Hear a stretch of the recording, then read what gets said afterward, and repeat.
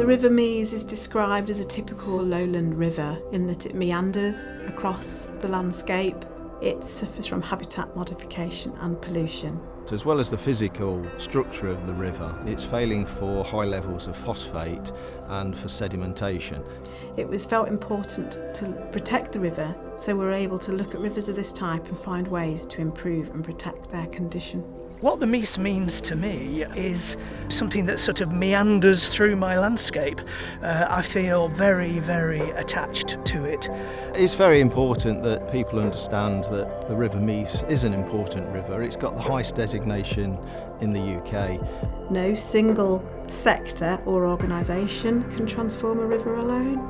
In the end, is it really in anybody's interest to allow really good quality, nutrient-rich soil to run off land into a river and harm the river? But it's changing hearts and minds. So we at the Trent Rivers Trust, along with a whole range of different partners, are ultimately trying to get the Mease into a good conservation status. We've come a long, long way, and we have got some really good examples of projects that have been delivered. The river is a living thing, that it's going to change and it's going to evolve. For us, it needs to evolve while we're still working at the side of it.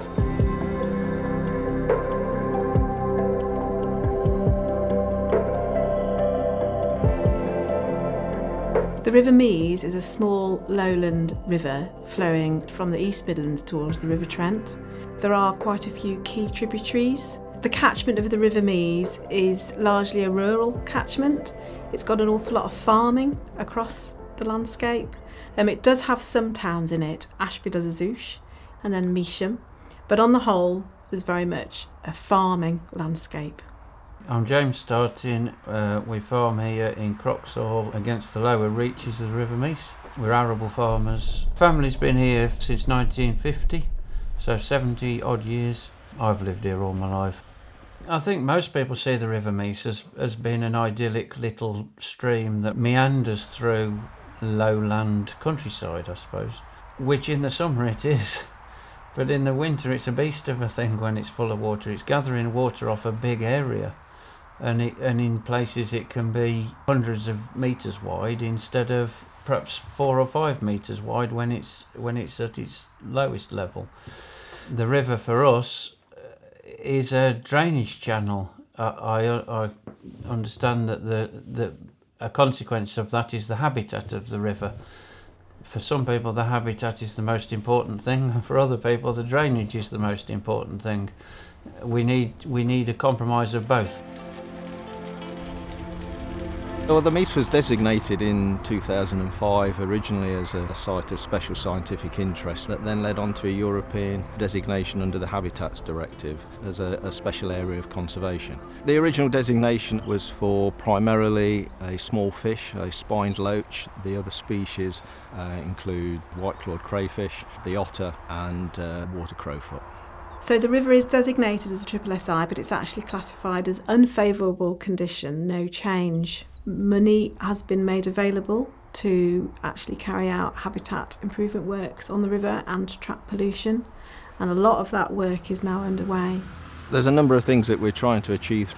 First of all, the structural, dynamic nature of how the river looks, and secondly, get the phosphate and the sediment out of the river onto the floodplain. So in the early days of the designation, we had lots of meetings, farmer meetings with the Environment Agency and Natural England, and all we were told was that we couldn't do anything. Probably fair to say that a lot of the organisations that were involved in the Mease early on had not really worked in a partnership trying to enhance the river's condition before. And I think many of the landowners were uncertain what was in it for them. They felt there was a risk to their business livelihoods. So I think the big changes over the last 10 years is recognising something we refer to as the catchment-based approach. That's an initiative that's being rolled out nationally, and there's an increasing recognition from DEFRA that in order to get a river into good status, you need to look after the catchment as well as the river and the riparian land and the floodplain along the river. In 2018 we started to talk to the Trent Rivers Trust about setting up a partnership with them on doing these restoration projects, working with landowners, stakeholders and other partners in order to move the River Mease to what we're looking for, which is a more favourable or good condition under the designation. Trent Rivers Trust has been hosting the catchment-based approach, where we literally get people in a room, all these people have got an interest in the river, and start talking to each other. And ultimately, it's about getting people to understand what other people's issues are. I think since Trent Rivers Trust have got involved, they've listened to the wants and needs of all the various different stakeholders, so the farmers, the Environment Agency, Natural England, and they've managed to put together a plan that brings in the interest of everybody, and more of a compromise. Working with the farming community is incredibly important. They are the managers of this land. It's their land, it's their home. They've been here a long time. We can't just come in and start telling them to do things differently. We want to work with them every step of the way, and if we can work with them to modify any practices or modify any areas of the river, for the purpose of biodiversity and habitat improvement, ultimately everyone's benefiting. I can see what they're trying to achieve, and I think they can now see what we're trying to achieve as well. Hopefully that will work.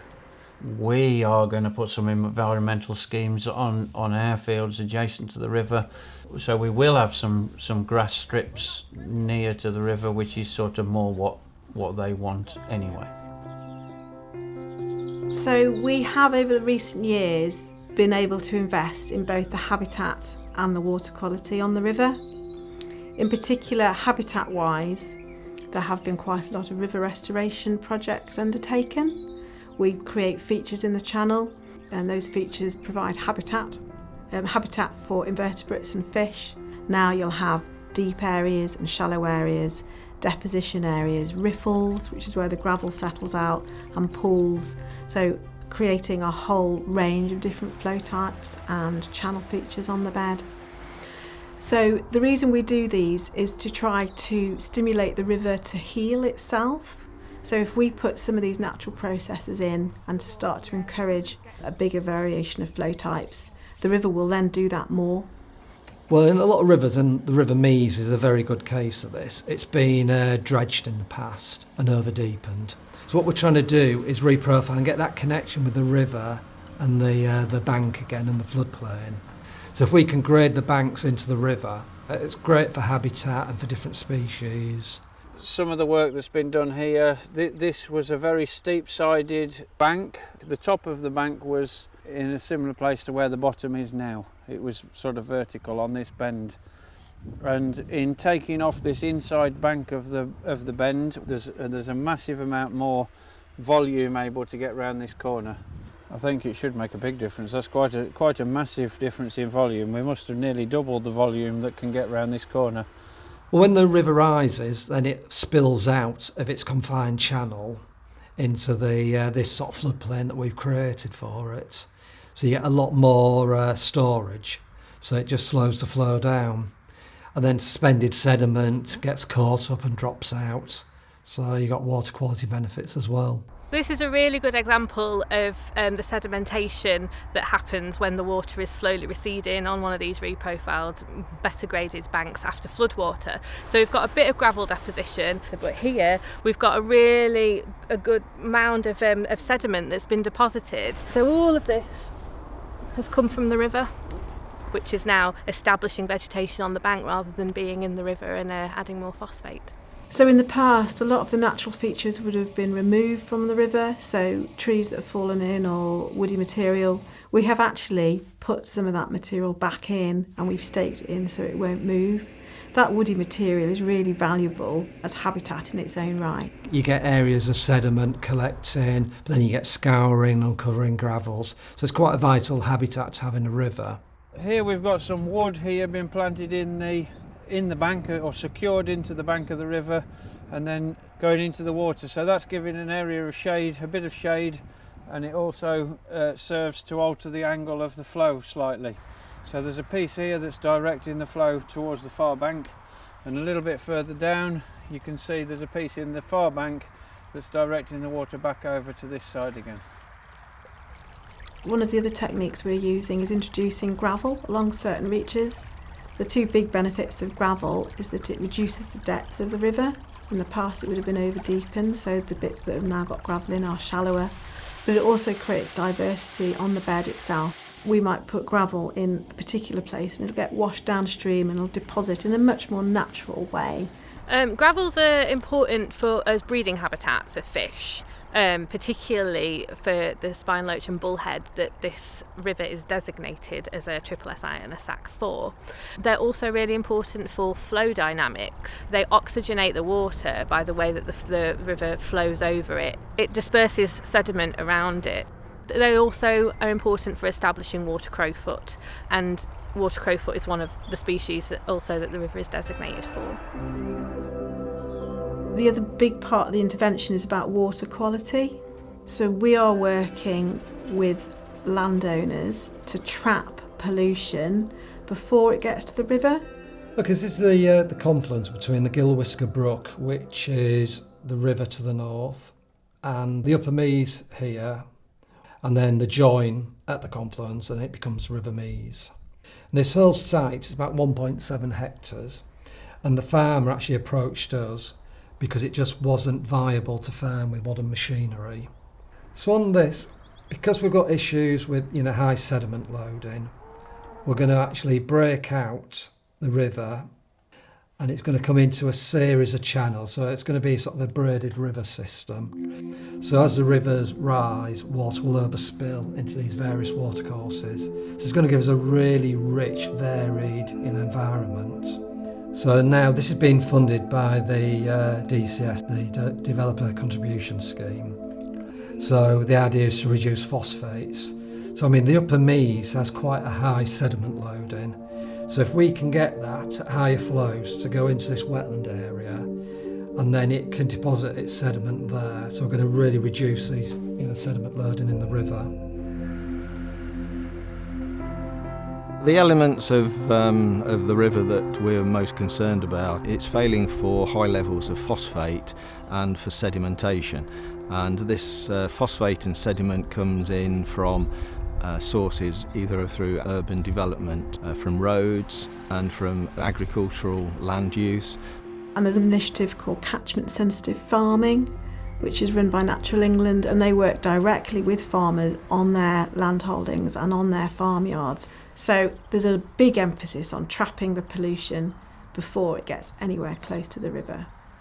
So one of the reasons why South Derbyshire gets involved with trying to improve the condition of the Mease is because it's designated as a special area of conservation, and the work that we do in terms of looking at planning applications means that we could have an impact on the special area of conservation unless we took care. That can be about surface water, it can be about increases in water pollution as a result of point sources, for example, foul water flows into the sewers, etc. Then that can quickly be a very significant influence on the river. Only if there's a pathway from the development to the river is there a problem for the ecology. And most of the development isn't anywhere near the river, but it might be near a tributary of the river. So straight away, I'm a planner, but I'm not thinking about ecology here, I'm thinking about drainage, and I think this is one of the fundamental problems. You need all sorts of different skills to understand how development or other actions could affect the river. So we are working to mitigate the impact of development in the catchment, so that means trapping pollution. So we have actually been involved in retrofitting a couple of sustainable urban drainage schemes. So we're on a residential street in Measham here, so it's one of our more urban projects, this one. Here we're looking at road pollutants, so some of those would be taken up in sediments from the road, which would come down in the water. So what we've done here is a SUDS system. So Normally your road drainage would fall into a gully pot. The gully pot joins the main drainage network, which can often be overwhelmed in really heavy flows. So what we've done here is taken the gully pots out of the road. So instead of water going down into the gully pot, it goes under and through this channel here. And we've had the water directed towards a swale where the water can soak away into the earth naturally, and then higher flows, there's a grate directing water into a pool that's underground. The water then that joins the river is much cleaner. Sediments and pollutants have settled out, and then in the pools and also in the swales they've been planted up with a wildflower mix, which are species that are adapted to being wetter for longer as well in these sorts of features, and the wildflowers are obviously beneficial for all sorts of insects and other species as well. So this is the final point of our SUD system. The sediment's been removed, and so the water's a lot cleaner than it would have been if it hadn't gone through the SUDS process. So that we can target our work properly, we are collecting data about the background phosphate levels across the whole catchment, which includes going around all the various tributaries, taking water samples and measuring them for phosphate. Today we're doing some water quality sampling on 4 tributaries of the River Mease. We're looking at the total phosphate and the reactive phosphate in the water sample. At the moment that figure is too high, and what can happen when the phosphate levels are too high? Plants like water crowfoot, these important river species, it's not tolerant to high levels of phosphate, so it's suffering, and too much phosphate in the water can cause more algal blooms as well, which means that there's less oxygen getting into the water, which is damaging again to the plant species and to fish species as well. We're working with some really good, really engaged landowners who we've been working with really well, and we're continuing to get other landowners and farmers engaged in the work that we're doing. We take the approach that the farmer is involved right from the offset. We want them to be involved in the design. We talk to them about their experience of the river going through their land. They have a lot of knowledge, in terms of how the river behaves, the habitats that are there, the habitats that have been there historically that aren't there anymore. I'm the tenant of about 25 acres here, bounding the River Mease.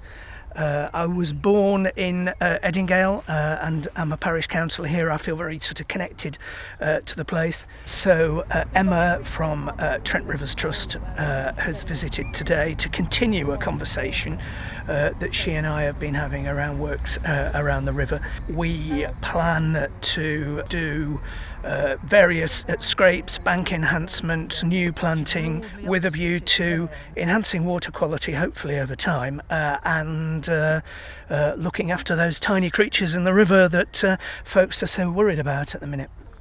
It's nearly all farmers who have lived around the Mease, probably like me, were born close to it, and that are now starting to think about how to farm around the Mease, what we can do to better improve the Mease. I think we're learning about the river all the time, and with what we've been through the last few years, yes, we're learning a lot more about the river. We're learning more about what other people would like the river, how other people would like to see the river. But hopefully we're coming to a compromise that it works for us too. We're now asking landowners to take on at a point where, life's difficult for the farming industry. So it's a real challenge, and I think by and large we're making real tangible progress.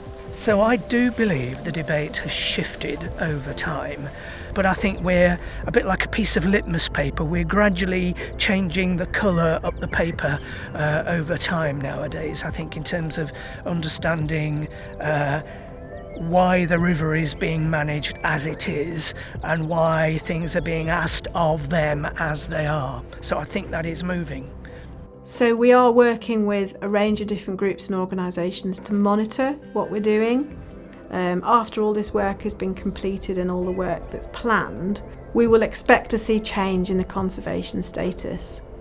Ultimately, we're after a river that's in good condition, that floods in the right places, that supports a range of wetland habitats and species within a diverse agricultural landscape, and where farmers recognise the value of protecting habitats and improving water quality, whilst also managing to sustain their farming businesses.